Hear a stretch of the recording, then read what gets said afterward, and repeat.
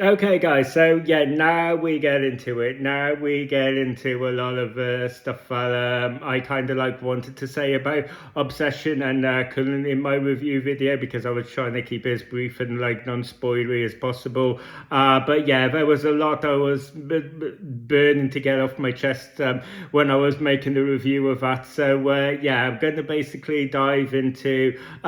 This isn't going to be a spoiler-filled review because I feel like obviously I had already kind of like covered obviously what I thought about the movie, but there is definitely a angle with this movie if I like that I feel a really urge to kind of like talk about, and it is something that has been kind of like discussed and debated online quite a bit. So I'm just going to kind of throw my two pennies worth and but where I kind of like land on that. But yeah, basically, to kind of like in sort of defending my or backing up where I kind of land on this. I'll be kind of like talking about specific like spoilery bits of the film. So yeah, basically, if you haven't seen Obsession yet and you're planning on, and you don't want your experience of the film to be ruined, then obviously like don't watch this video yet. So obviously go and watch Obsession and yeah, then come back to this. But yeah, well, as I was saying in my review, one of the things that I really admired about this film was just kind of like how multi-layered it is. And I feel like it's one of those where I feel like if you go into this movie with a particular mindset, or you kind of like go with a sort of more casual mindset, I guess, or and that means that you view this film excuse me, or you digest this film in a particular way, then I think that it would be quite easy for you to kind of like just go away viewing this film as quite a straight horror where you have this sort of cautionary tale element of it, of like the monkey's paw, being careful what you wish for, and you basically just have this guy who kind of gets plunged into this nightmare after wishing that this girl who he has a feelings for would just love him more than anybody else.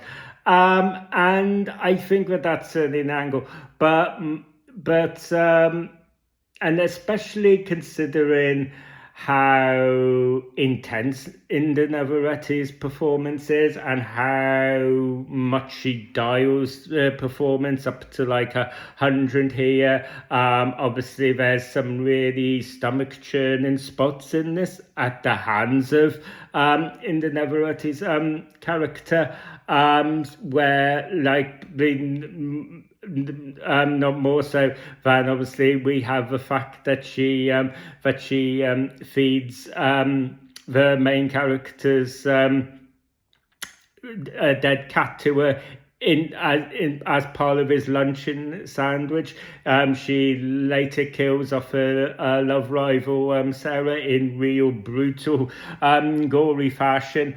So with that in mind, if I was to kind of like sit here now and kind of go, yeah, but this character does do those things, but I'm here to tell you that she's not actually the villain of the story. I appreciate that's going to be quite a hard sell in light of what I kind of like just proposed. But yeah, that's basically what I'm kind of like here to kind of say, and what has been being debated online quite a bit about who the actual villain, who the actual antagonist of the story is. And yeah, I absolutely believe that Bear is the villain, is the antagonist in this story. Obviously, we kind of like are introduced to Bear in a very way where it's sort of, and another thing that the film does really well is that we are introduced to Bear in a way that's very disarming for the audience, where he's basically portrayed as this guy who's very shy, who's very timid, who has this crush on this girl for a long time and has never been able to voice it, and you kind of like have him with this very universal and relatable concept, which I think automatically endears the audience to him, and I think that's kind of like maintained during the first act of the film. But I think that as the film goes on and the deeper you get into this story, you see more of the creepiness, some of the more malice that kind of like comes out, some more of a darkness that comes out of a character and his motivations. And I think because De Navarrete's performance is so kind of like dialed up to 100, and this guy Bear's character is very characterized by being very quiet, very timid. I think some of the quieter, more subtle moments with him are maybe easy for an audience to overlook, maybe on that first viewing, but there are definitely moments in this film where I think that it's not even implied, where it's almost kind of like specifically kind of like stated that that Bear is kind of like the antagonist here. We basically have the scene where he's essentially ringing up the customer service of his Make-A-Wish sticks, and he's kind of like basically saying, and he's basically saying, well, can we just kind of like amend it, sort of thing? And, he's kind of like acknowledging that he's not really experiencing this relationship with a girl at her own free will, that it's kind of like the magic or whatever you like to kind of like apply to this that's kind of like working its well. So he kind of like acknowledges that, and he's like, is there a way we can just kind of like modify that a little bit so I can just have a bit more of kind of like what I want, and I don't have to kind of like put up with all of this crazy stuff. And it's only really when the doors are totally shut on him where he basically can sort of have it modified to entirely his liking that he kind of like wants to kind of like bail. He basically he essentially puts in De Navarrete's character on the phone in this scene, and you can see her like screaming, and it totally makes sense. It totally the first time where where they first get together and they start sort of making out, and then suddenly she just starts screaming and everything, and it's kind of like you have Bear's reaction to this and being like, well, what the hell, what's going on, and you're kind of there with him in that moment, but then as it kind of like unravels, and the more you think about it, the more you kind of like can appreciate how much that makes sense. That if you think about this girl kind of like now suddenly is in a position where she's just the passenger in her own body, and she's just kind of like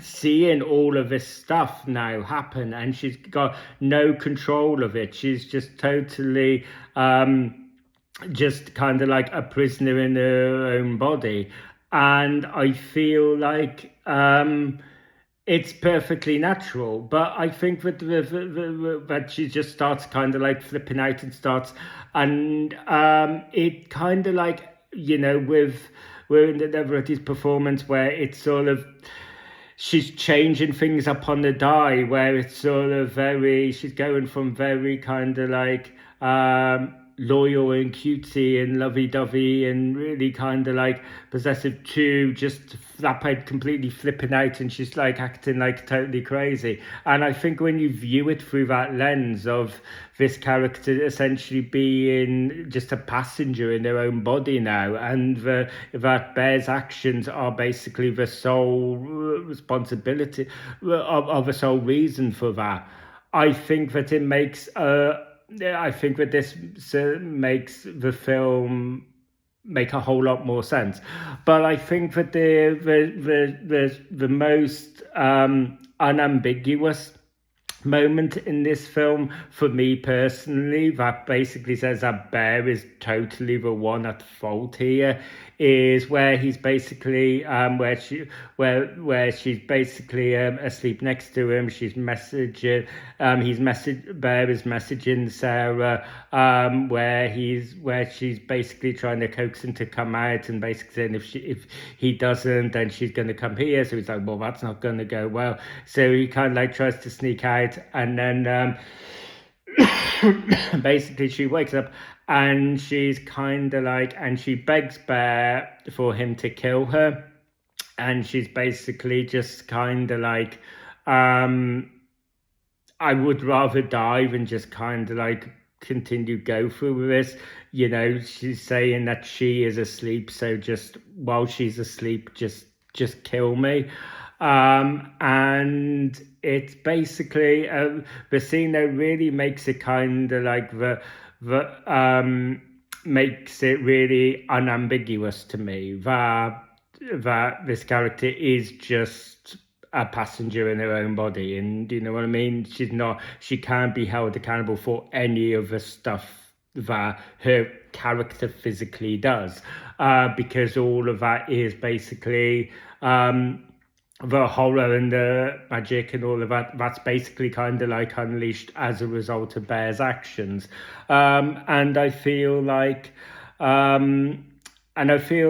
it's one of the scenes that really hammers it home for me. And the fact that Bear then just kind of like responds to this, it doesn't make him stop. It doesn't make him think about any of that. It just basically almost kind of like he acts insulted by it. He is just I might be paraphrasing a bit, but he says something along the lines of, what is so wrong with being with me?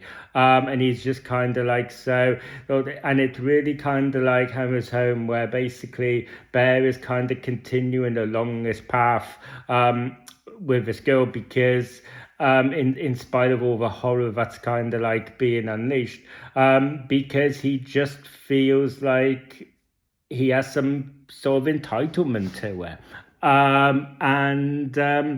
And yeah, I kind of like feel like